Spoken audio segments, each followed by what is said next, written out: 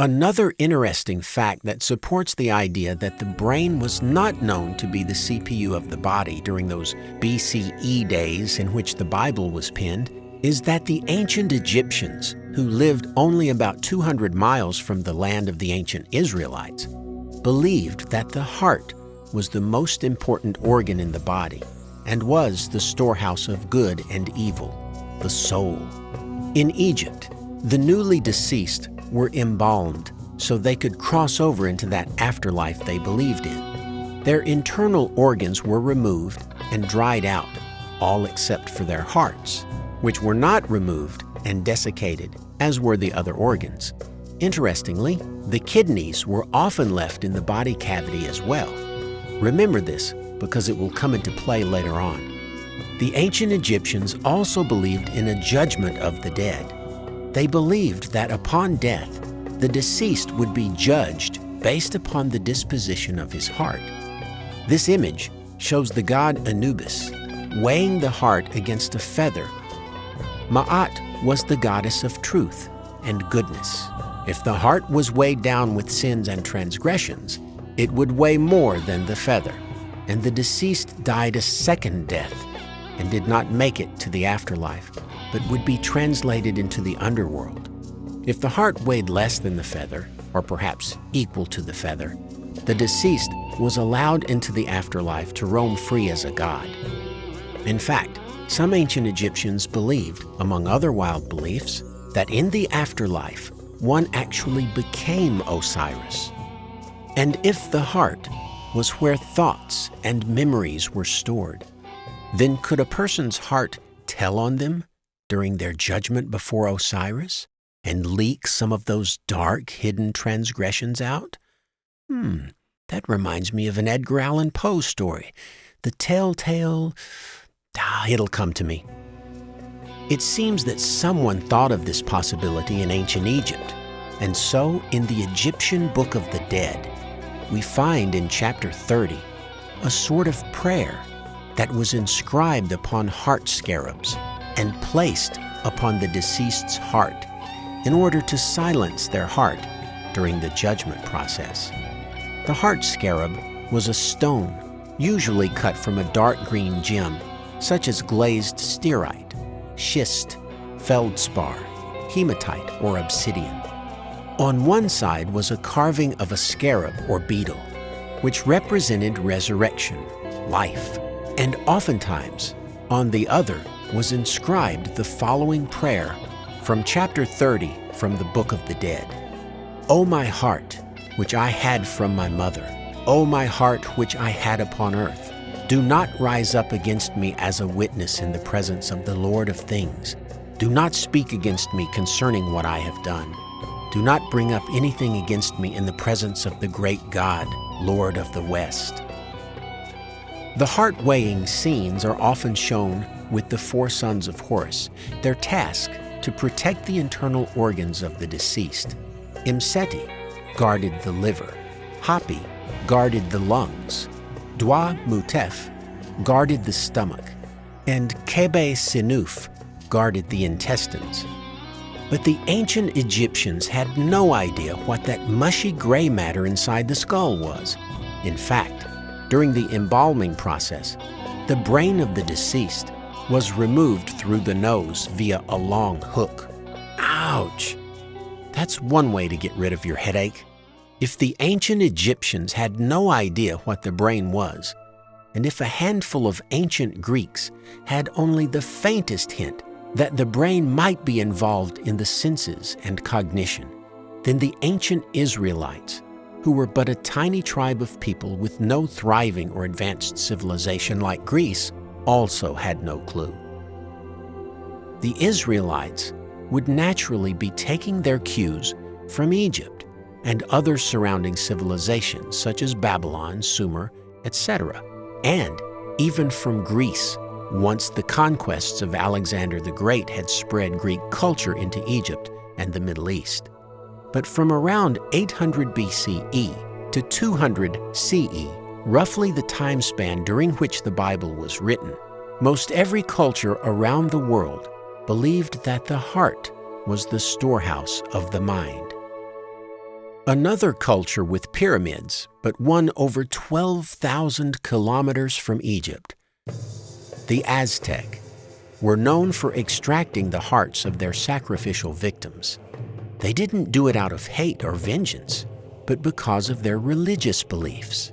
They believed that the heart was the seat of the individual, the mind as we now know it. But also, they believed the heart was actually a tiny fragment of the sun's heat. Each person had a little chunk of the sun in them. Here is an image of human sacrifice, as found in the Codex Magliabechiano, Folio 70. Removing the heart from a live victim was a means of liberating the istli, or sun's heat, and reuniting it with the sun. The victim's transformed heart is seen flying sunward on a trail of blood. Even in the 21st century, the Nahua, modern-day descendants of the Aztec, believe the sun to be a heart soul, round, hot, and pulsating. Anyone see a parallel to Gnosticism here? The Aztecs also believed that the manner of death determined the disposition of the deceased in the afterlife. Dying at home in bed was the least noble form and would cause the deceased to have to undergo many trials before reaching the afterlife, and even then, it would be a rather lackluster existence. Dying as a sacrifice, however, was a noble death, and the deceased became known as Teo Miqui, the god dead, who went to live in the house of the sun. The Mayans and Incas also engaged in heart extraction sacrifices. The ancient Chinese people also believed that the heart was the center of intelligence. The ancient Book of Definitions, Neijing, refers to the heart as the ruler of the human body, the seat of consciousness and intelligence. So it seems that the idea of the heart being the magical storehouse of all that made us human was fairly ubiquitous around the world. The ancient cultures simply had no way of knowing that it was the brain which stored the person's mind and intelligence, who they were, their memories, and it was the brain, not the heart and kidneys, which was the seat of emotion, thought, fear and love, intentions and motives, and the processor of our physical sensations. Now let us turn our hearts toward that classic bestseller, the Holy Bible. Oh, don't give me that. You know you love it. Given that the common belief for thousands of years in the Mesopotamian regions and around the world was that the heart was where the emotions, senses, and thoughts originated, we should expect nothing different from the Bible authors. The very first mention of heart is right before the flood account, and I couldn't have picked a better example. And God saw that the wickedness of man was great in the earth, and that every imagination of the thoughts of his heart was only evil continually. As we saw in the other cultures, the Israelites also believed that the heart was where thinking occurred. The origin of cognition, reasoning, planning, etc. It was also the seat of the senses as well as the raw emotions such as hate and fear. We are not looking at a figure of speech here. We are looking roughly 3,000 years into the past, when practically every culture in the world believed that the heart was literally the place where thoughts and emotions were created. And he said to them, "Set your hearts on all the words which I testify among you today, which you shall command your children to be careful to observe, all the words of this law." Again, we see the heart used as we would use the words thoughts or brain today. Now here's an example of a parallel, showing that the heart is equivalent to the place where the mind resided. "As for you, my son Solomon, know the God of your father, and serve him with a loyal heart and with a willing mind. For the Lord searches all hearts, and understands all the intent of the thoughts.